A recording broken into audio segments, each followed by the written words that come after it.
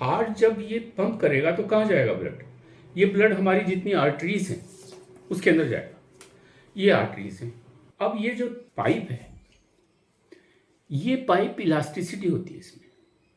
अगर इसके अंदर इलास्टिसिटी नहीं हो और ये किसी कारण से हार्ड हो जाए तो क्या होगा?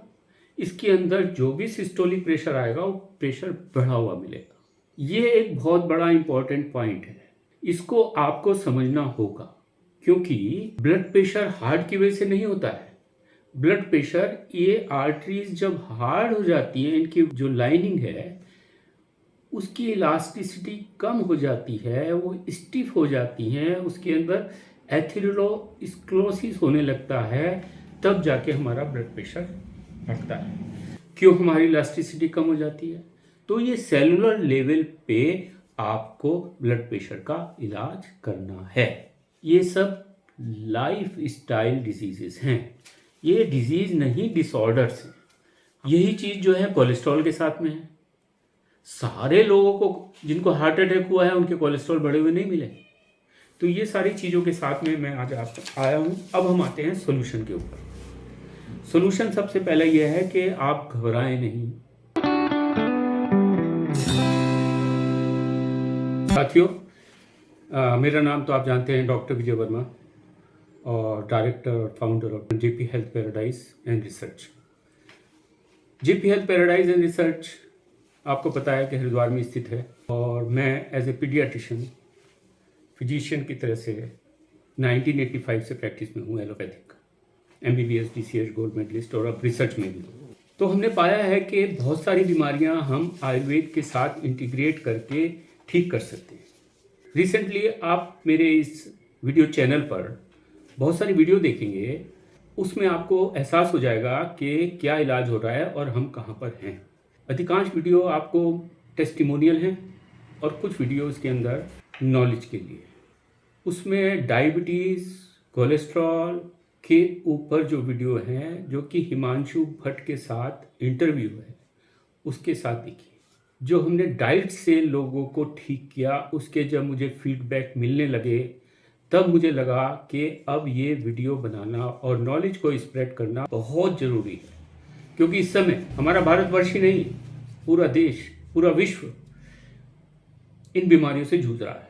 ये जो बीमारियां हैं, जिसको हम कोलेस्ट्रॉल बढ़ गया, डायबिटीज़ हो गया, थायराइड हो गया, ब्लड प्रेशर बढ़ता जा रहा है, उसको एंजाइना हो रहा है, वेट बढ़ गया है, ये सारी की सारी बीमारियां जो हैं एक ही बीज के कई सारे फल फ्रूट्स हैं।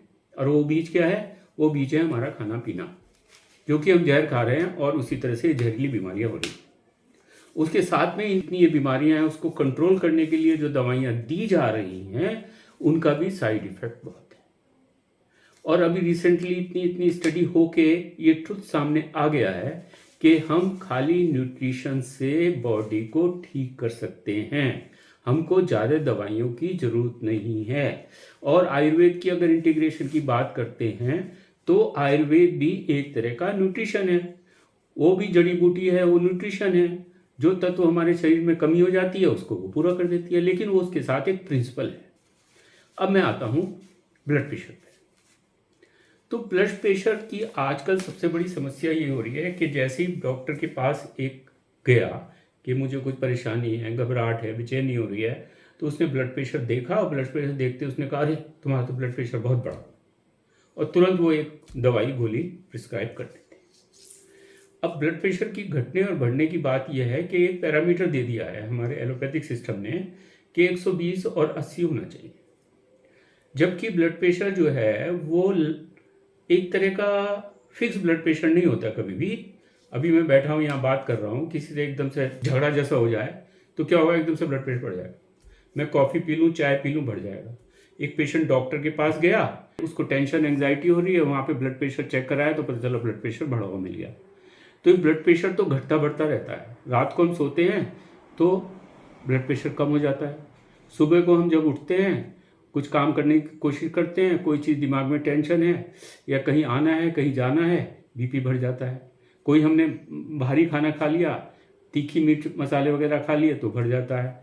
जब हम ड्राइविंग में चल रहे हैं तो ड्राइविंग के स्ट्रेस से ब्लड प्रेशर बढ़ गया। तो ब्लड प्रेशर जो घटता बढ़ता रहता है तो उसको आप फिक्स कैसे कर सकते हो?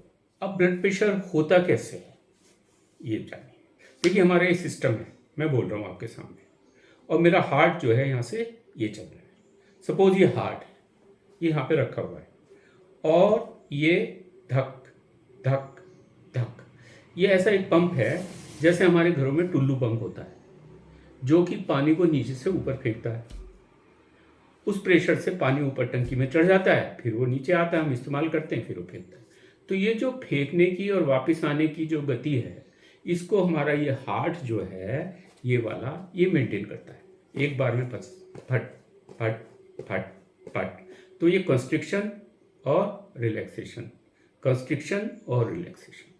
तो जो कंस्ट्रिक्शन होता है उसको हम कहते हैं सिस्टोलिक फेज, और वो कहते हैं सिस्टोलिक ब्लड प्रेशर, क्योंकि उस समय में जो ब्लड प्रेशर की मानक निकलते हैं वो सिस्टोलिक ब्लड प्रेशर होता है।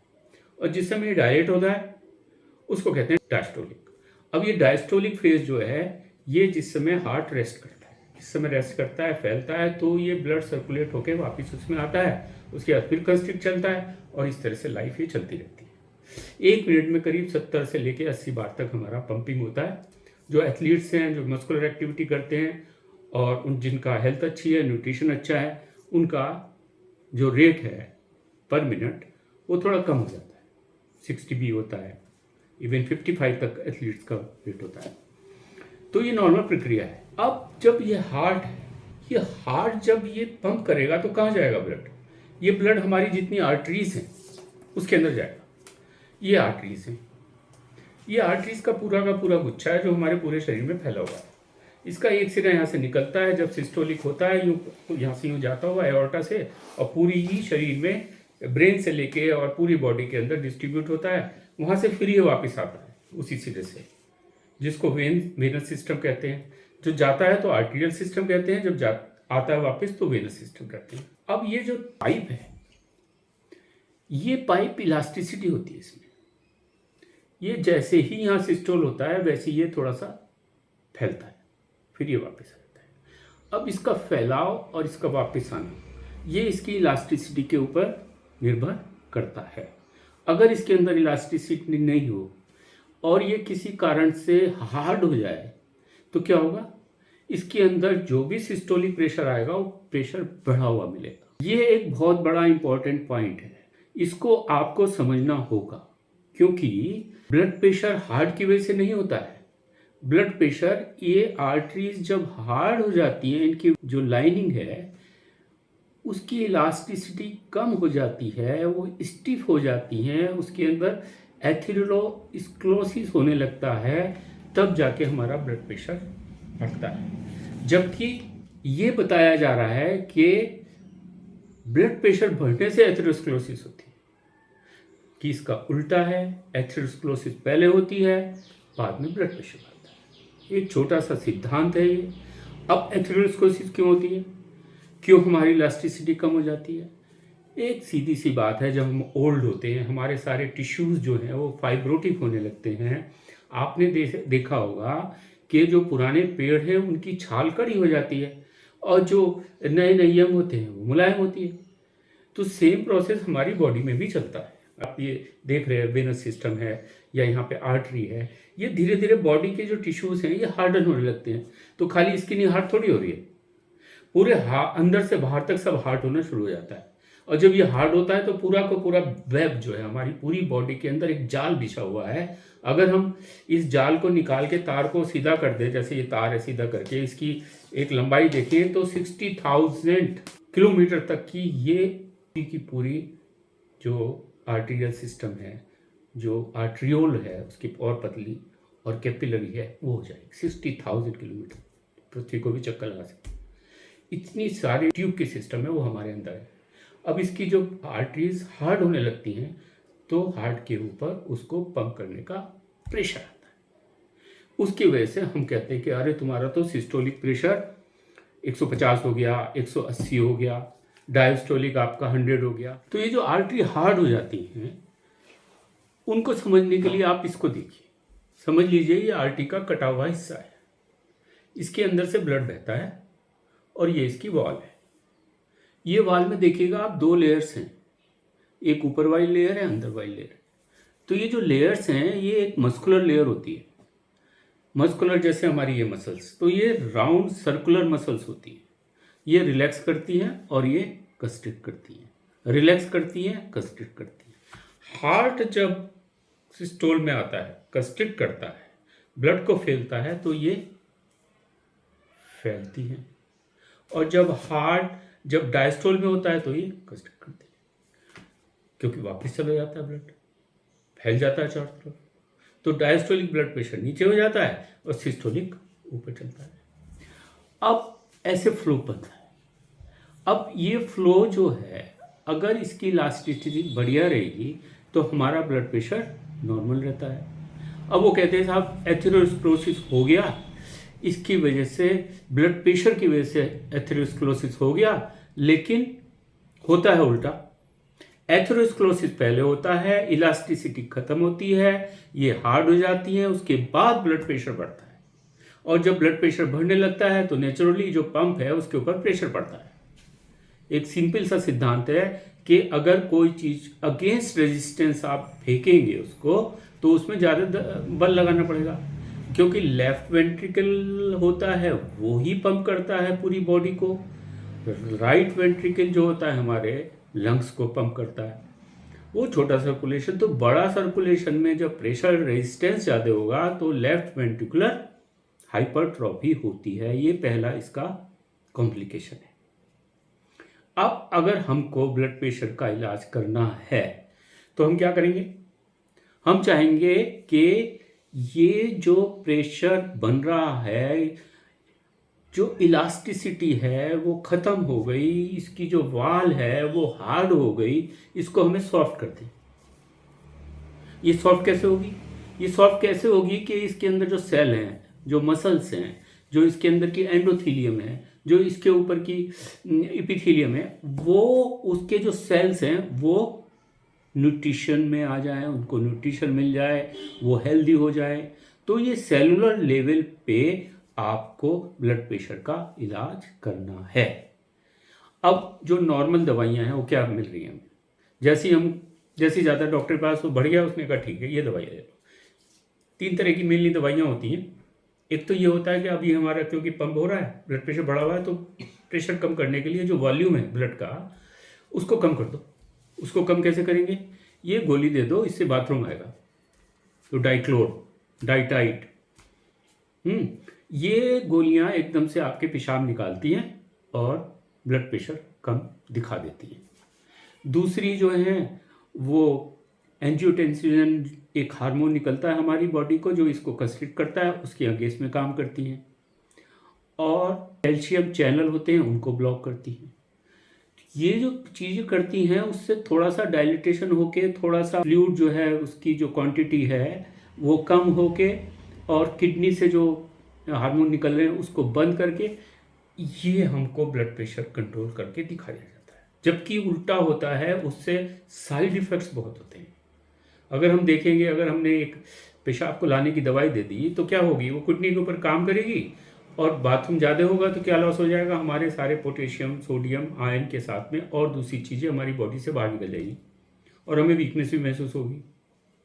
दूसरे जो हैं कैल्शियम चैनल ब्लॉकर हैं, या फिर किडनी की जो एंजियोटेंसिन 2 और ये इसके जो रिसेप्टर्स को ब्लॉक करते हैं वाले हैं, वो क्या करेंगे? हमारी जो लड़ने की क्षमता है उसको ख़त्म कर देंगे। हम तेज़ी से भाग नहीं सकेंगे। हम एक हमारे अंदर एक पावर है स्ट्रेस को मेंटेन करने की, वो हम कर नहीं पाएंगे। तो प्रैक्टिकली हम एक तरह से डल हो जाएंगे और उसके साथ साइड इफेक्ट। अब इसको कैसे किया जाए, ये बहुत इम्पोर्टेंट है। और आयुर्वेद से हमने कैसे किया? अब जब भी कोई डॉक्टर के पास जाता है, ब्लड प्रेशर निकलता है, तो डॉक्टर उसे कई सारी जांच देते हैं, जिसके अंदर कोलेस्ट्रॉल है, जिसके अंदर लिपिड्स हैं सारे कोलेस्ट्रॉल के साथ में, जिसके अंदर डायबिटीज़ भी है, जिसके अंदर थायराइड हार्मोन्स भी हैं, प्रोटीन्स हैं, लीवर फंक्शन टेस्ट है, किडनी फंक्शन टेस्ट है, हीमोग्लोबिन और ब्लड वगैरह, इतनी सारी जांच लिखी जाती हैं ये देखने के लिए और क्या क्या चीज़ें है। अब जैसे ही ये एथेरोस्क्लेरोसिस होने लगती है और ब्लड प्रेशर बढ़ता है, अब एथेरोस्क्लेरोसिस खाली यहीं की तो नहीं हो रही है, एथेरोस्क्लेरोसिस तो पूरी बॉडी के अंदर जो फाइन सिस्टम है उसमें भी हो रही है, ब्रेन में भी हो रही है, लीवर में भी हो रही है, किडनी में भी हो रही है। तो हर जगह कुछ ना कुछ चेंज आपको दिखाई देगा। कहीं पे हो सकता है क्रिएटिनिन थोड़ा सा बढ़ा हो, कहीं यूरिया बढ़ा हो, या फिर लीवर के अंदर कुछ एंजाइम्स बदल गए होंगे, एसजीओटी, एजीपीटी, अरे ये तो ये चेंज हो गया। कहीं फैटी लीवर हो रहा होगा, कहीं पे डायबिटीज़, जिसको अब आज की डेट में इंसुलिन रेजिस्टेंस कहते हैं, वो बढ़ा होगा। कहीं कोलेस्ट्रॉल हाई निकलेगा, कहीं ट्राइग्लिसराइड हाई निकलेगा, और पेशेंट डर के मारे बैठ जाएगा कि मेरा तो ये भी बढ़ गया, ये भी बढ़ गया, ये भी बढ़ गया। अब यहाँ पे एक जाल में फंस गया है वो। अब इस जाल को कैसे निकाला जाए? देखिए, अब बहुत सारी अभी बिल्कुल नई नई रिसर्च आ गई हैं जिसके अंदर ये हो गया है कि ये सारी बीमारियां, डायबिटीज़ है, कोलेस्ट्रॉल है, ब्लड प्रेशर है, ओबेसिटी है, एंजाइना है, वेट बढ़ गया है, ये सब लाइफ स्टाइल डिजीजेस हैं। ये डिजीज़ नहीं, डिसऑर्डर्स हैं। हमारा डायबिटीज़ रिवर्सल प्रोग्राम इतना सक्सेसफुल है कि थोड़ी सी डाइट बताने से ही सब ठीक होता चलेगा। कोलेस्ट्रॉल एक बहुत बड़ा अभी कंट्रोवर्शियल सब्जेक्ट है, और बहुत सारी रिसर्च आ गई है, तो कोलेस्ट्रॉल से इसका कोई संबंध ही नहीं है हार्ट का, ना उससे कभी हार्ट फेल होता है। आपको जान के ताज्जुब होगा कि ब्लड प्रेशर को कहा गया कि जिनका हाइपरटेंशन रहता है उनका हार्ट अटैक होने की संभावना है, जबकि जितनी रिसर्च हैं अवेलेबल हैं, आपको जान के ताज्जुब होगा कि अगर 100 लोगों को हार्ट अटैक हुआ है तो उसमें सिर्फ 33%, 30% लोगों को ही ब्लड प्रेशर पहले से था। तो 70% लोगों को जो हार्ट अटैक हुआ है उनको ब्लड प्रेशर था ही नहीं। तो आपने कैसे कह दिया कि ब्लड प्रेशर की वजह से हार्ट अटैक हो रहा है? 30% अगर है उसको 100% बना दिया, उसके लिए आप ट्रीटमेंट करना शुरू कर दिया। यही चीज़ जो है कोलेस्ट्रॉल के साथ में है। सारे लोगों को जिनको हार्ट अटैक हुआ है उनके कोलेस्ट्रॉल बढ़े हुए नहीं मिले, और 70,000 लोगों की एक स्टडी हुई थी, बहुत फेमस स्टडी है, स्विट्ज़रलैंड में हुई है वो, स्वीडन या स्विट्ज़रलैंड, मिल जाएगा हमें नेट पे। तो उसमें ये देखा गया है कि बहुत सालों तक लंबी एक हुआ कि बहुत सारे लोग जिन्होंने अपनी 80 साल की उम्र पूरी की, 90 साल की, उनका कोलेस्ट्रॉल बढ़ा हुआ था और उनको अपने जीवन में कुछ भी नहीं हुआ। तो कोलेस्ट्रॉल बढ़ा होना भी कोई ऐसी बड़ी बात नहीं है जिसकी वजह से हम डर जाते हैं। तीसरी डायबिटीज़ पे आते हैं। डायबिटीज़ को तो पता चल गया कि अब इंसुलिन रेजिस्टेंस है, आप शुगर लेना बंद कर दो और डायबिटीज़ कंट्रोल हो जाएगी। वेट कम कर दो, थोड़ी फास्टिंग रख दो। अब इनके पीछे जो मैं बोल रहा हूँ उसके पीछे कौन है, कहाँ से मुझे नॉलेज मिल गई? ये मेरी अपनी नॉलेज नहीं है, ये सब रिसर्च है, क्योंकि हम रिसर्च में हैं। सबसे पहले मैं आपको दिखाऊंगा ये डॉक्टर खादर वली। डॉक्टर खादर वली को अभी पद्मश्री पुरस्कार मिला है, और ये अमेरिका गए थे रिसर्च करने के लिए। स्टेरॉइड पे इन्होंने रिसर्च की है। तो ये जो खादर वली हैं, इन्होंने रिसर्च की कि हम जो व्हीट खा रहे हैं उससे नुकसान हो रहा है, इसलिए जो चावल खा रहे हैं उससे नुकसान हो रहा है। तो ये मिलेट्स, इनको मिलेट मैन कहा गया। उसके बाद में ये हैं डॉक्टर जैसोन फंग। डॉक्टर जैसोन फंग जो हैं वो कनाडा के नेफ्रोलॉजिस्ट हैं। अब आपको जान के ताज्जुब भी होगा कि ब्लड प्रेशर हुआ या डायबिटीज़ हुआ कि साहब किडनी फेलियर हो जाएगी। ये नेफ्रोलॉजिस्ट ही हमको बताते हैं कि इसके लिए दवाई लेने की ज़रूरत नहीं है, और आप सिर्फ डाइट चेंज करने से ही ठीक हो सकते हैं। इन्होंने फैट के ऊपर बहुत काम किया है, कीटो डाइट के ऊपर इन्होंने काम किया है, जिसको आजकल बहुत चल रहा है, वो मैं आपको डिटेल में बताऊंगा। तो ये कि किडनी के स्पेशलिस्ट हो गए। अब ये आते हैं डॉक्टर असीम मल्होत्रा। ये एक बहुत प्रोमिनेंट कार्डियोलॉजिस्ट है लंदन में, यूके के अंदर, जिन्होंने ये कोलेस्ट्रॉल की जो थ्योरी है इसको बस्ट किया है कि कोलेस्ट्रॉल कैसा हम षड्यंत्र में फंसा रखा है हमको। और अभी एक बहुत बड़ी लड़ाई में ये हैं जो कि कोरोना के वैक्सीनेशन के ऊपर है। और उसके बाद है ये डॉक्टर नादिर अली, जो कि यूएसए से है। डॉक्टर नादिर अली ये इंटरवेंशनल कार्डियोलॉजिस्ट, मतलब वो डॉक्टर हैं हार्ट के जो कि स्टंट डालते हैं। जैसे ही हार्ट अटैक हुआ, पेशेंट पहुंचा, एंजियोग्राफी हुई, तुरंत स्टंट डाल दिया, जो कि आजकल नॉर्मल प्रक्रिया है। लेकिन इन्होंने बिल्कुल कंसेप्ट चेंज कर दिया है और ये भी अभी लाइफ स्टाइल और न्यूट्रिशन बताते हैं। तो ये सारे लोग जो बोलते हैं वो ऐसे नहीं बोल रहे हैं। जब आप इनको सुनेंगे तो ये हंड्रेड्स एंड हंड्रेड्स जो रिसर्च हो चुकी हैं और जिनको दबा के रखा हुआ है, उनके जो निष्कर्ष हैं उसके ऊपर इन्होंने अपनी बात बोली। और उसी आधार पे जब हमने पहला ये बनाया वीडियो दिसंबर में, और दिसंबर से लेके अब अप्रैल चल रहा है, पिछले 4 महीने के अंदर सैकड़ों पेशेंट को मैंने जो ट्रीट किया है, उसके जो मुझे रिजल्ट्स मिल गए, जो डॉक्यूमेंट्री एविडेंस मेरे पास आ गया, तब हमको लगा कि अब चुप रहना ठीक नहीं है। और इन सब डॉक्टर के ऊपर मैं एक डॉक्टर का नाम जरूर लूँगा जो कि जापान के हैं, योशिनोरी ओसुमी, जिन्होंने फास्टिंग के ऊपर काम किया है और उनको नोबेल प्राइज मिला है। क्योंकि फास्टिंग से हमारी बॉडी ठीक होने लगती है। सिर्फ 2 पेज की उनकी रिसर्च थी और 2 पेज की रिसर्च में उन जापानी साइंटिस्ट ने दुनिया को एक बहुत बड़ी एक डिस्कवरी बताई। इन्होंने बताया कि हमारे सेल्स में हीलिंग होती है, टॉक्सिन्स वो खुद खा जाते हैं, जिसको ऑटोफेजी कहते हैं।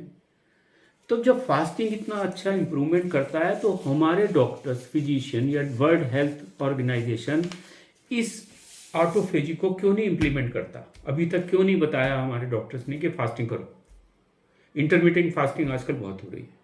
तो ये सारी चीज़ों के साथ में मैं आज आप आया हूँ। अब हम आते हैं सोल्यूशन के ऊपर। सोल्यूशन सबसे पहले यह है कि आप घबराएं नहीं। ब्लड प्रेशर की जो ये है 120 हो गया, 150 हो गया, नीचे का 110 हो गया, ऊपर का जिसे सिस्टोलिक कहते हैं 180 हो गया, 200 हो गया, बिल्कुल घबराने की जरूरत नहीं है। तुरंत आप एक काम करें कि जिस दिन आपको लगता है तुरंत फास्टिंग करना शुरू कर दें। खाना बंद, भूख लगेगी खाली आप थोड़ा सा पानी लीजिए, सलाद ले लीजिए, कोई भी सब्जी ले लीजिए, आटा बंद, चावल बंद, दाल बंद, प्रोटीन बिल्कुल बंद कर दीजिए। तुरंत आप देखेंगे 2 दिन के अंदर ही आपका ब्लड प्रेशर में कंट्रोल आना शुरू हो जाएगा। अब इसके साथ में 3-4 चीज़ें और बताऊंगा। तो डाइटरी हम क्या चेंज करेंगे? हम इसमें चेंज करेंगे, कार्बोहाइड्रेट बिल्कुल बंद कर देंगे, शुगर बिल्कुल जहर है, जो वाइट शुगर है वो बहुत नुकसान करती है, ये हमें डायबिटीज़ भी बनाती है, हमारा फैटी लीवर बनाती है, हमारा बैड कोलेस्ट्रॉल बनाती है, और एथेरोस्क्लेरोसिस चेंजेस भी इसकी वजह से आते हैं। साथ में जो जितने भी रिफाइंड ऑयल्स हैं ये सारे बंद होने चाहिए। सिर्फ 4 ऑयल में बताता हूँ, एक देसी घी, सरसों का तेल, ऑलिव ऑयल और तिल का तेल। इसके साथ धूप की सिकाई होनी बहुत ज़रूरी है। विटामिन डी बनता है, उससे हमारी जितना भी आर्टेरियल वॉल है वो रिलैक्स करती हैं। विटामिन डी से हमारे गट बैक्टीरिया चेंज होते हैं और हमारा बीपी कंट्रोल होने लगता है, नींद अच्छी आने लगती है। तो धूप की सिकाई हो गई, खाना हो गया। अब खाने के अंदर जिसका ब्लड प्रेशर बढ़ा हुआ है वो सिर्फ एक काम करे, 10 दिन तक नहीं तो 1 हफ्ते तक सिर्फ हरी सब्जी कोई भी और सलाद, दोपहर कॉफ़ी और चाय भी ना पिए, और दूध, जो दालें, नॉन वेज है, कोई भी प्रोटीन वाली ना खाए। सिर्फ इतना ही काम कर ले। साथ में मॉर्निंग में उठते 3 या 4 चम्मच देसी घी ले ले। खाली पेट देसी घी इतना इफेक्टिव है कि तुरंत हमारी बॉडी को रिलैक्स कर देता है। मैंने पेशेंट को देखा है कि 24 घंटे के अंदर ही उनको रिलीफ मिलना शुरू कर दिया, और सारी चीज़ों में रिलीफ मिलता है। 10-15 दिन के अंदर सारे उसके पैरामीटर्स नॉर्मल आने लगते हैं, चाहे वो कोलेस्ट्रॉल हो, चाहे वो डायबिटीज़ का हो, और चाहे वो थायराइड हो। तो एक ही चीज़ से सारी चीज़ सदने लगती है। अब ये हो गया कि हमने सुबह उठ के खाली पेट घी पी लिया, मसाज कर ली। मसाज करने से क्या होता है, हमारी जो फाइन आर्टरीज हैं वो रिलैक्स करती हैं, और जो हम भी ऑयल डालते हैं वो इसमें एब्जॉर्ब हो जाता है। सरसों का तेल ले सकते हैं, तिल का तेल ले सकते हैं, ऑलिव ऑयल ले सकते हैं। इसकी मसाज कीजिए, धूप में बैठिए, सुबह उठ के 3 या 4 चम्मच देसी घी ले लीजिए, और साथ में ये जो डाइट है इसको फॉलो कीजिए। आप देखेंगे 5 या 7 दिन के अंदर ही आपका ब्लड प्रेशर नॉर्मल आने लगता है। जब तक भूख न लगे खाना नहीं खाना है। सिर्फ इतना काम करने से ही आप भय मुक्त हो जाएंगे, आप इस जंजाल से बच सकते हैं।